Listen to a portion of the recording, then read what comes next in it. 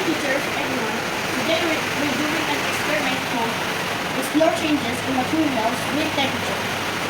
The objective here is observe and describe changes in the properties of various materials when exposed to changes in temperature, such as burning.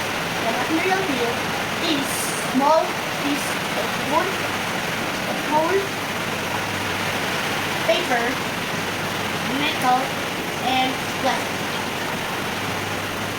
Next material is a alcohol lamp Or candle. Match or light. We have a lighter and a safety goggles, a tongue, thermometer, fire safe container or small metal file, notebooks, and pencil or pen. Let's start. Procedure. Number 1. Ensure that your safety goggles are securely in place. Remember to use the provided tongues when handling materials near the explode. Safety is a top priority. And number 2 is take the small pieces of wood, gold paper, metal, and plastic. Observe and describe the properties of these materials before any temperature changes. And number 3 is use the thermometer to measure the room temperature. Record the temperature. This baseline will help us compare and understand the temperature changing affecting our materials. The number 4 is place the alcohol lamp or candle on a fire safe container. Light the alcohol lamp using the lighter or match. Number 5 is carefully use the tongue to burn small pieces of wood, coal, paper, metal, and plastic in the fire safe container. Pay close attention to changes in color, texture, and state. Number 6. Record your observation for each material. Now let's start with the observation, starting with wood. Wood is dry, still hard, light brown in color. Next is paper.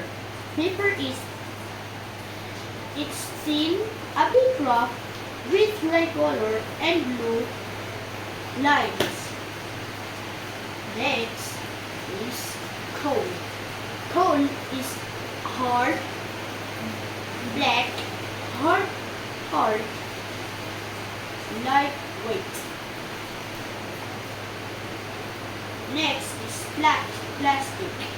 It's blue and hollow in the middle and it's very light.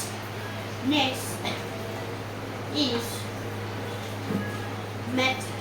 It's very hard and it's silver. Number 3 is use the thermometer to measure the room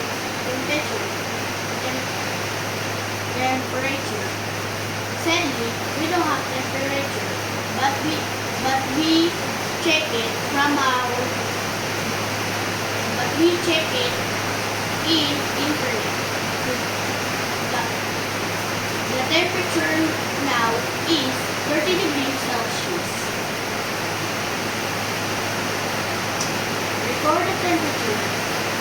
This baseline will help us compare and understand the temperature changes affecting our material. Procedure is place the alcohol lamp on a fire safe container.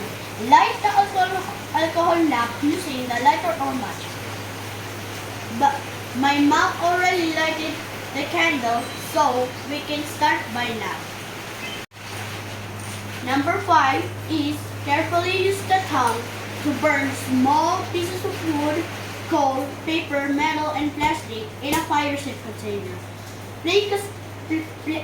Pay close attention to changes in color, texture, and state. The number 6 procedure is record your observation for each materials. And now let's begin. Starting off with wood. Look. As can you see, the wood's color begins to turn into black. So, we just put it. And plus, What happened? What happened? What happened to the wood? The got instantly burned to ashes, Ito ay dal. the wood's color turned into black. Okay. And we have a water in case of emergency. Very good. Next is Next is paper. Look at the paper, please. what happened to the paper? The paper turned into black too, but the paper burned into ashes, making it looking more tiny and tinier. Okay, very good. Next, Wait just a second. okay, mommy. Mommy. Okay, let's continue with. It's okay, Kuya. It's okay. Next is gold.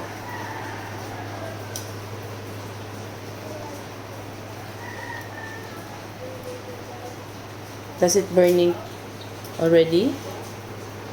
No, No. Okay, what's happening? the gold is not.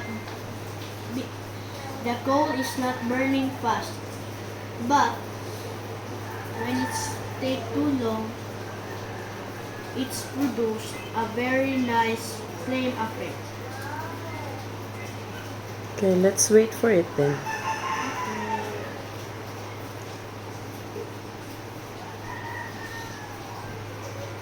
What do you observe with the uh, no, hold it. Yeah, with the coal and the smoke it produced. What color is the smoke? Oh, it started to burn. Oh, it started to burn. What color is the smoke? Can you see it? Black. And how about the smell? I don't smell it.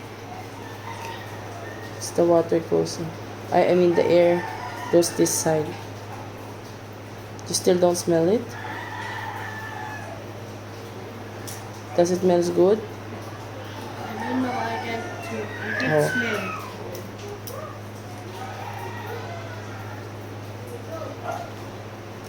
What happened to the coal? It seems that the coal has a little bit of changing color. Very good. But Does I it think turns to inside ashes? there's a red. Yes, And- because it's burning And the now. outside seems like there's a white Or gray or ash. ash. Okay. Next is plastic. Okay. Avoid touching the tongue, huh? Wait, mom. Right. Don't touch the tongue. It's Let's watch it. what happened to the plastic. It seems like Does it burn fast? yes. It seems like it's like burning too fast. It's burning too fast. Okay. Did it melt? Yes, it's super milk. And it seems like there's a green stuff. Hmm. And next stuff, What happened to its color? it became green. And it seems like I see a greens. Okay, careful. Okay, let's proceed with the Wrench. Also known as metal. metal. Let's see what happens. Oops. What can you observe? It seems like the metal is still is. What happened to the color of metal? It became black. Black Intensely too. black. Do you think it's hot? Yes. It's hot. Super hot. It has to Did it change its texture? be. Yes.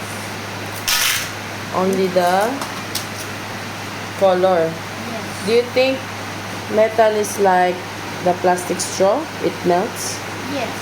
Did it melt? Now. Ah. But it changed color. Do you think it's still hard? Yes. Okay. Because orange is a metal. Hmm. Which sometimes metal can melt. Sometimes it cannot. That's true. It can melt if the fire or the temperature is really Hot. high or really hot. Very good.